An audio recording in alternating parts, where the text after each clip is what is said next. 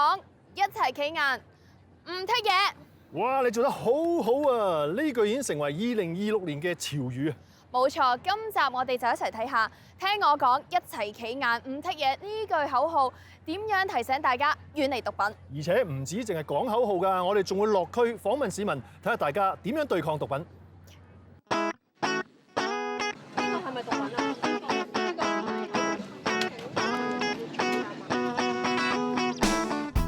？Hello， 你哋好。Hello。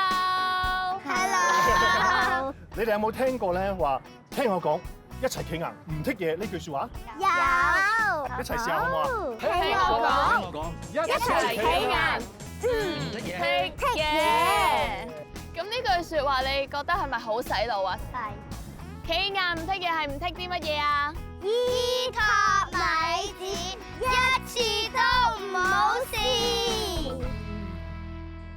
除咗聽我講，一齊企硬，唔剔嘢呢句口號之外咧，喺禁毒宣傳片裏邊仲有另一句口號，就係依托米子，一次都唔好試。不如等我哋測試一下市民大眾對依托米子呢種毒品有幾認識啊 ？Henry， 你知唔知係咩嚟嘅咧？依托米子咧係一種新興嘅毒品嚟嘅，之前又叫太空油，係用電子煙吸食嘅。咁到底咩係依托米子咧？依托米子係近年其中一種最受關注嘅新興毒品，大概喺2023年中開始流入香港。根據統計，2025年全年21歲以下青少年被情報吸毒人數為698人，當中近半青少年吸食依托米子。藥物濫用資料中央檔案室喺2024年第3季開始，將依托米子列為單獨嘅毒品類別作統計。自2025年第一季起，依托米子已經成為被情報吸毒青少年中最常被吸食嘅毒品。依托米子呢種毒品咧，會被毒販加入電子煙煙彈，佢哋仲會混埋一啲味道，例如水果味咁啊，等人誤以為咧佢係普通嘅電子煙產品，甚至係覺得冇危險添。但係事實上咧，濫用依托米子咧係會嚴重影響身體同埋精神狀態，係一次都唔可以試嘅毒品。為咗打擊毒販販賣依托米子，政府已經喺2025年2月將依托米子納入危險藥物條例，加強管制。不過對付毒品，除咗靠法例以外，最重要就係你同我，大家都識自動自覺疏遠毒品同毒販，向毒品說不。早前嘅喪屍版宣傳，我哋睇到依托米子嘅禍害，有冇嚇到大家唔好掂？依托米子食咗變喪屍，死咗冇人知。近期又有另一款嘅宣傳，走陽光、有型同正能量路線，鼓勵大家主動選擇健康生活，遠離毒品。依托米子兩款宣傳唔同風格，從兩個角度睇同一種毒品，目的都係提醒大家千祈唔好試毒品。一齊企硬，唔剔嘢。你有冇聽過依托米子啊？聽過毒品係毒品嚟，即係太空油嘅正名咯。食咗變喪屍，死咗冇人知。咁對身體有啲咩禍害嘅？喺見到地鐵嗰啲人喺度流口水啊，會神志唔清醒。甩頭髮啊，行路會抽搐啊。咁學校平時會點樣教育你哋咧？有一個校園計劃，即係專登有個週會去講，冇即係同大家講翻啲相關嘅知識，同埋會有測毒咯。依托米子係毒品，對身體帶嚟嚴重損害，但係毒販就刻意將佢包裝成為時尚產物，甚至製造出有水果味嘅依托米子煙油，偽裝成普通嘅電子煙，仲訛稱安全無害。係啊，令到唔少青少年因為受到誤導而染上毒癮，其中就包括 YY。Hello YY， 知道咧你當初都係誤入歧途吸食依托米子啦，不過好彩咧就已經脫離個毒癮啦。你當初係點樣接觸到呢種毒品嘅咧？因為嗰陣我個 friend 有買，同埋我啲 friend 有食，因為見到佢食，想睇下咩感覺，跟住佢又俾咁樣。即係好奇心呢樣嘢喺學校係咪好普遍或者好容易就接觸到嘅？呢樣嘢係容易接觸到，我見到我第二間學校有同學都會喺廁所度食咯，小息嗰陣。咁但係服食咗之後咧，試過啲咩遇到危險嘅情況？喺條街度食，過馬路爭啲俾車撞，冇感覺冇意識。YY，咁你而家諗翻咧，會唔會好後悔當初自己去接觸呢樣嘢？我當初以為自己試一次就唔會再食，點知係咁想要翻嗰種感覺，所以就一次又一次咁樣食，跟住影響到朋友同埋屋企人。一定唔好再食，唔好去試，因為試咗就翻唔轉頭。除咗失去知覺，吸食依托米紙亦都會令女性吸食者生鬚，唔止影響健康，仲會影響外貌。陳醫生啊，吸食依托米紙會有咩副作用咧？其實依托米紙咧本身最初係一種麻醉藥嚟㗎，咁如果長期去濫用咧，佢哋可能會出現一啲壓力荷爾蒙受抑壓嘅情況，變相咧佢哋會影響一啲皮膚出現潰爛嘅情況咧，同埋會嚴重影響佢哋嘅荷爾蒙分泌㗎。就女性而言咧，會有一啲好特殊嘅症狀出現㗎喎，係咪啊？佢哋可能會出現一個男性化嘅變化嚟嘅喎。其實我最近都遇到一個後生嘅女仔，佢大概都係得18歲到嘅啫。佢係因為濫用依托米紙而造成呢個現象嘅。咁當時佢就同我講因為呢個問題咧，佢開始發覺自己嘅聲音變得好低沉啦，同埋佢亦都有生長咗喉核。咁然後再除低口罩咧，我就發覺佢面上係有生鬚嘅現象啦。其實喺呢個問題有冇得根治嘅咧？如果係純粹係生鬚嘅問題，我哋可能通過剃鬚啦，又或者一啲激光嘅治療咧，都可以處理到嘅。不過如果係佢嘅喉核長大咗同埋聲音低沉呢方面咧，估計要停咗濫用藥物之後一段好長嘅時間先有機會恢復比較正常嘅狀態。思思啊，你當初吸食依托米紙咧，食咗幾耐，同埋而家對你帶嚟嘅長遠影響係點啊？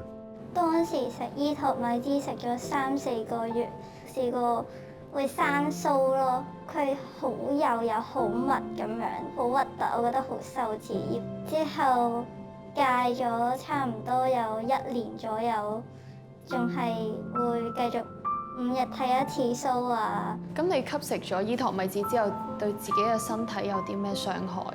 有月經失調咯，之後可以連續2個月冇嚟過 M， 最後係驚到直接揾社工陪我去睇醫生，然後醫生係話我荷爾蒙失調，咁我就下定決心1個禮拜唔食，然後就即刻嚟返 M 咯。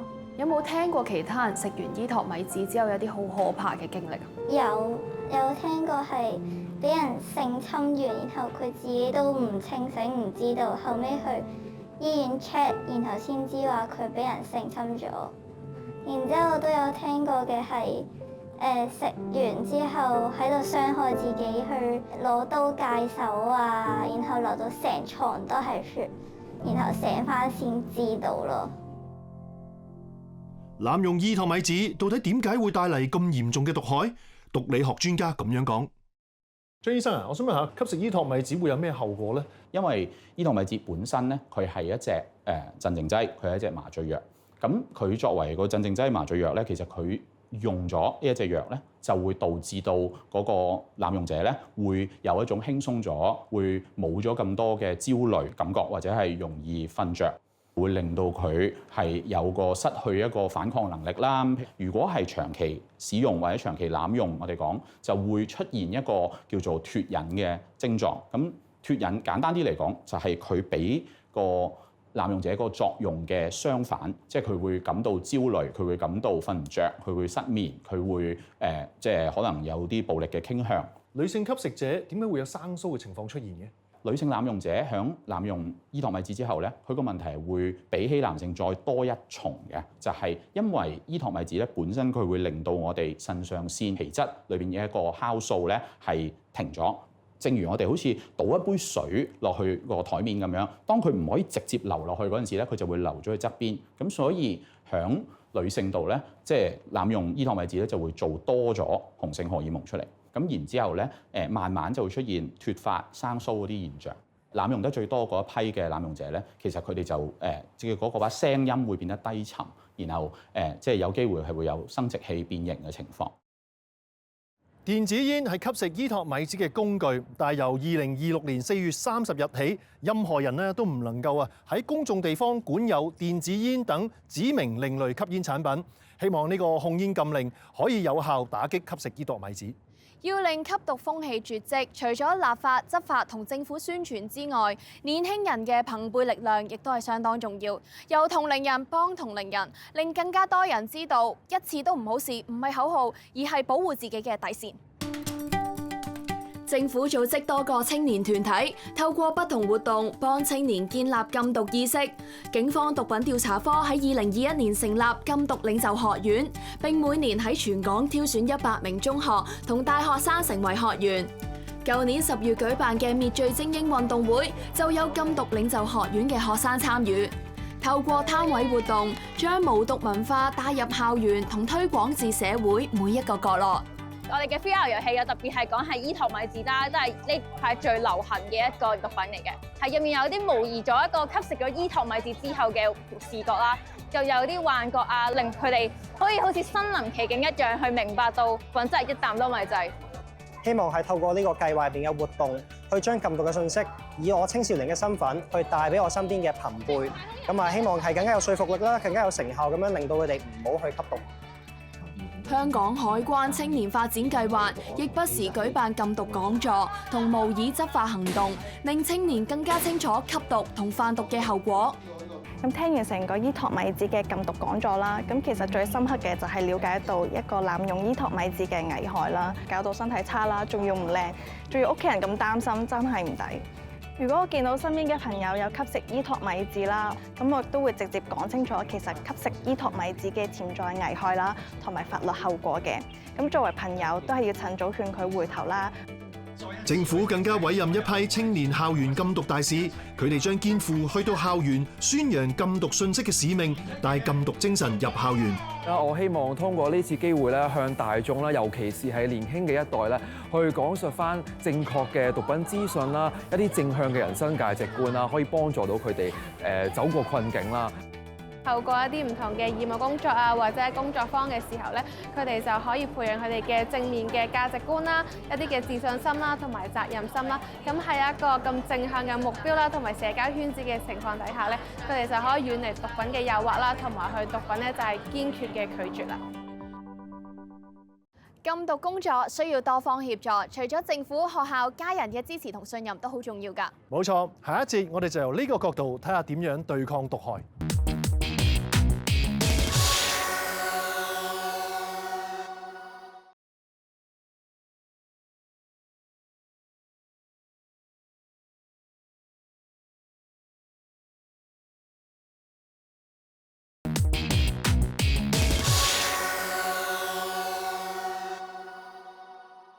建立和諧家庭，培養正向嘅健康生活習慣，先至係真正遠離毒品嘅基礎。傳統講道理式嘅禁毒宣傳有佢嘅不足，禁毒常務委員會同埋禁毒處咧都深明呢個道理，所以亦都會配合由細教起嘅策略，推出適合年幼小朋友既好玩又互動性高嘅遊戲咧，同埋親子活動，等小朋友喺玩樂之中學習。喺輕鬆自然嘅活動當中學識抵抗誘惑，建立正確價值觀，等佢哋可以從小培養抗毒意識。例如今日呢個親子瑜伽咁。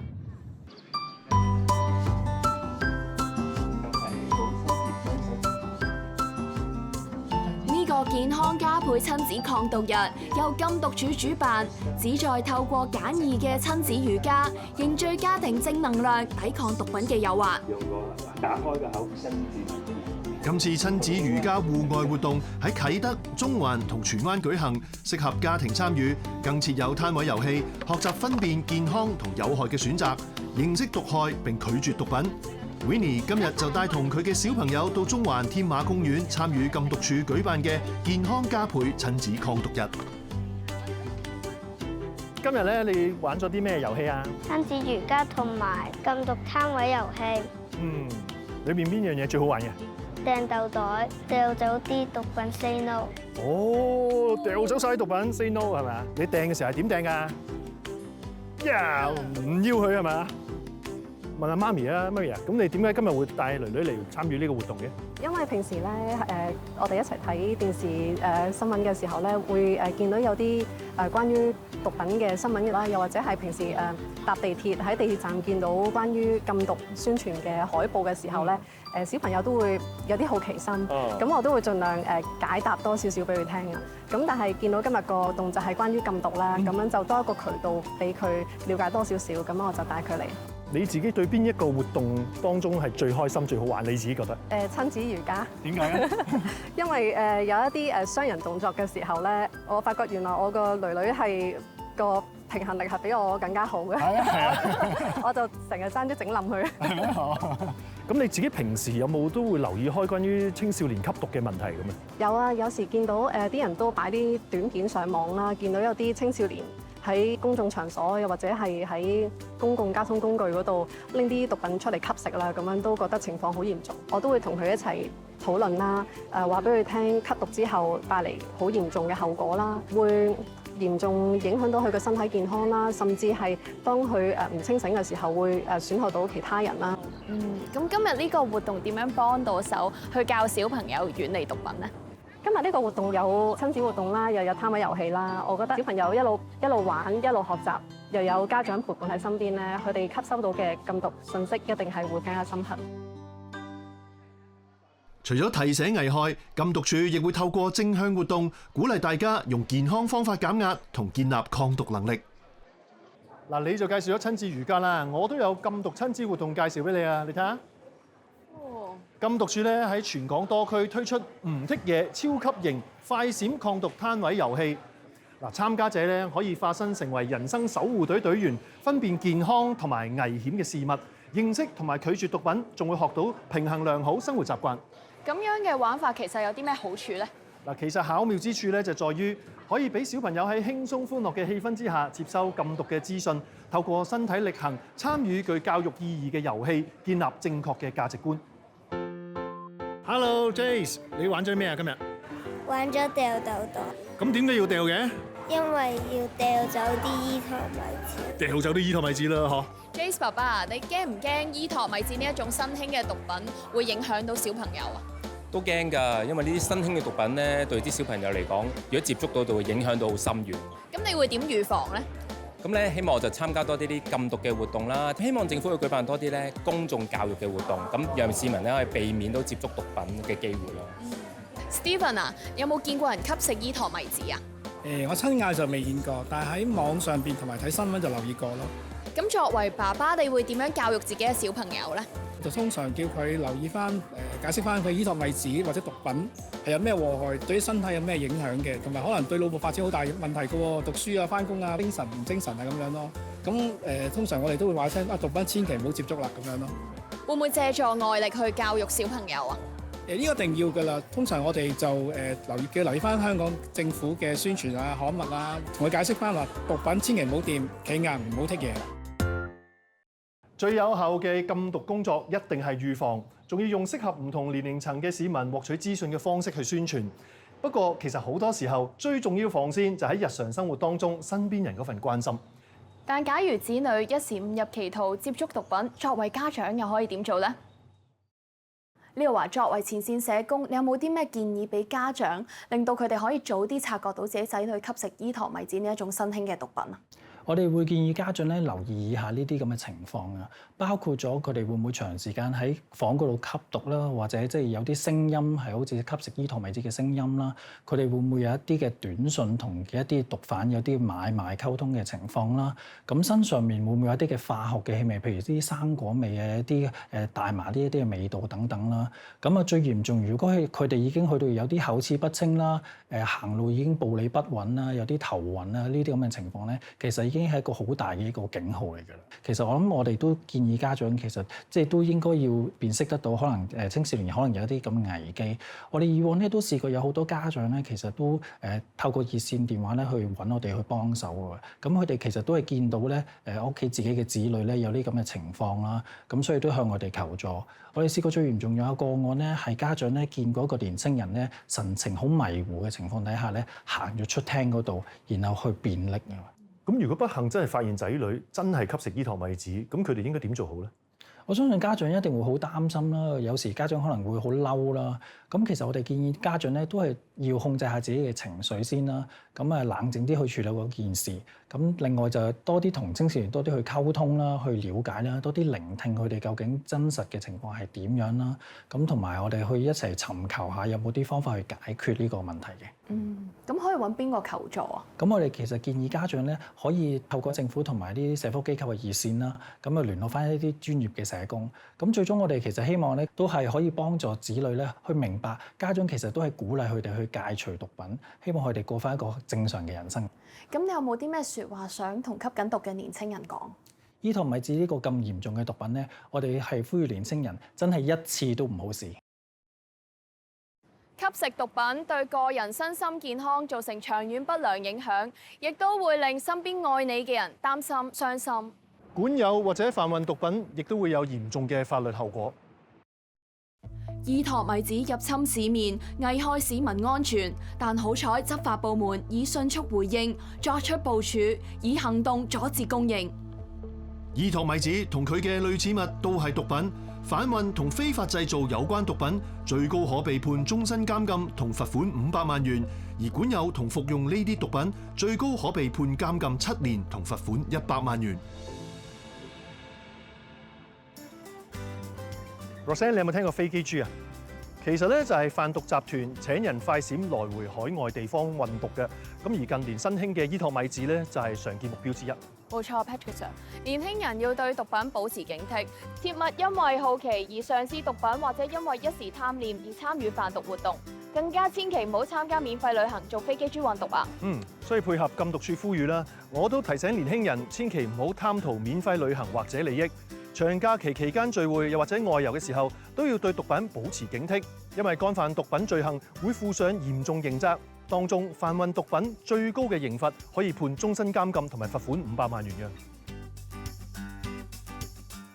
因販毒而被判處監禁嘅21歲以下青少年當中，超過半數刑期達5年以上，最長嘅刑期更加超過20年。佢哋因為咁失去咗人生中最精彩嘅時間，真係好唔抵㗎。年輕絕對唔係干犯毒品罪行後嘅求情理由，辯稱無知亦唔能夠脫免罪責。毒品唔止損害健康，仲會影響人生、家庭同前途。無論係依托米子，抑或其他毒品，都係一次都唔好試。一齊企硬，唔剔嘢。